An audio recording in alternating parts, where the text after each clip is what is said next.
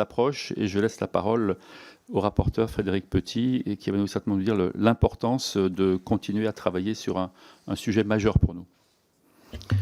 Merci, merci Monsieur le Président, mes chers collègues.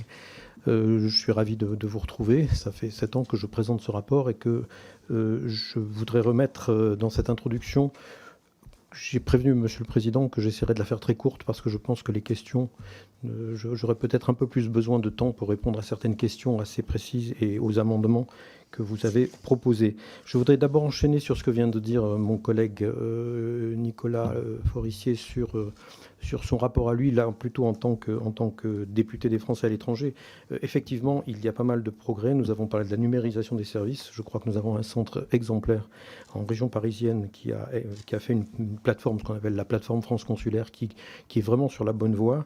Et puis, je voudrais aussi signaler un petit détail budgétaire sur la sécurisation. La sécurisation des écoles françaises, qui ne sont pas généralement des emprises françaises, se fait par l'AEFE. C'est-à-dire qu'il y a aussi une dizaine de millions qui vient sécuriser les écoles françaises.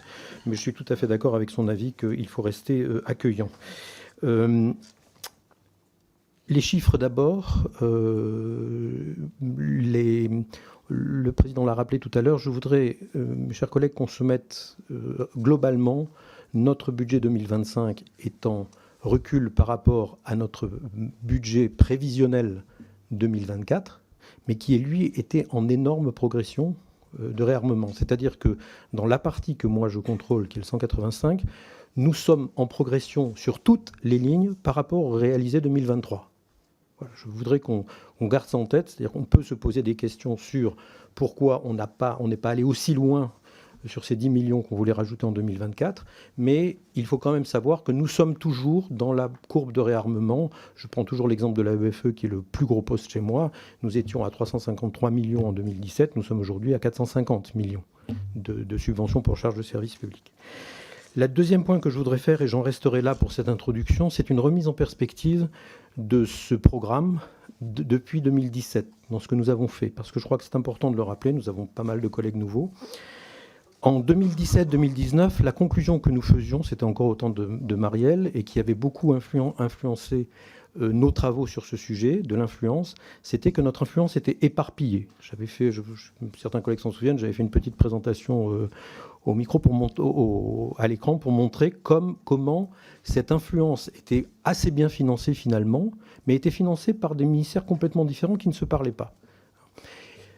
De 2019 à 2022, nous avons eu des travaux de cohérence, de mise en cohérence, et en particulier la loi de 21, la loi du 4 août 21, que nous avons votée ici à l'unanimité, qui était une remise en cohérence au moins de l'aide publique au développement. C'est-à-dire qu'on ne pouvait plus avoir un ambassadeur qui passe à côté d'un puits en Afrique sans savoir que c'est la France qui le fait, ce qui était le cas avant.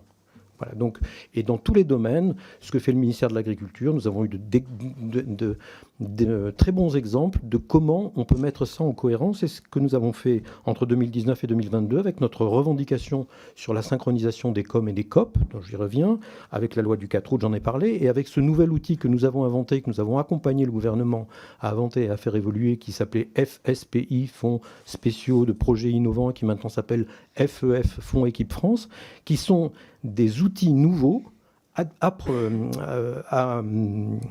disposition des ambassadeurs de façon à faire des projets sur des plans locaux qui prennent l'ensemble des financements qui peuvent venir et qui font une espèce d'agrégat de façon à faire des projets cohérents pour un pays. Et puis, depuis 2022, j'ai fait 2 rapports, et ces rapports, je les ai mis, comme vient de le rappeler le président, en disant, est-ce que, j'ai pris cette expression qui est un peu maladroite, mais que je trouve très bien imagée, est-ce que cette diplomatie d'influence est une diplomatie du dessert, ou est-ce que c'est une diplomatie qu'on met au cœur de nos sujets au XXIe siècle ? C'est-à-dire, est-ce qu'on va vraiment travailler en comprenant les enjeux qu'il y a pour nos petits-enfants à faire ce travail, ou est-ce qu'on continue à dire qu'on le fait quand on a le temps ? Évidemment, vous avez compris ma position. J'ai eu la chance, moi, d'être désigné très tôt, en juillet. Donc j'ai pu partir dès le 19 août. Je suis parti en Ukraine. Je suis allé à Tchernihiv. Je suis allé où nous reconstruisons le théâtre. Tout à l'heure, le président a dit qu'il avait été à Soumy. C'est la France qui a planqué les œuvres du musée de Soumy de manière correcte, de façon à ce qu'après la guerre, on puisse les ressortir. C'est nous qui avons fait ça. Sans beaucoup d'argent public, mais c'est nous qui l'avons fait. Ce sont des conservateurs français qui sont venus là-bas. Donc, ce travail que je suis allé voir d'abord en Ukraine, à Lviv, à Kiev et à Tchernihiv, je suis allé le voir après en Cisjordanie et en Israël, de façon à voir comment on a une action possible de ce côté-là. Vous avez compris ma position entre quand il y a la guerre, la culture se planque et attend que ça passe, et entre quand il y a la guerre, eh ben, il faut faire encore plus d'influence. Vous avez compris quelle était ma position. Je pense que vous le verrez également dans les conclusions de mon rapport, et avec des exemples très précis de ce que j'ai pu trouver sur comment nous pouvons être utiles.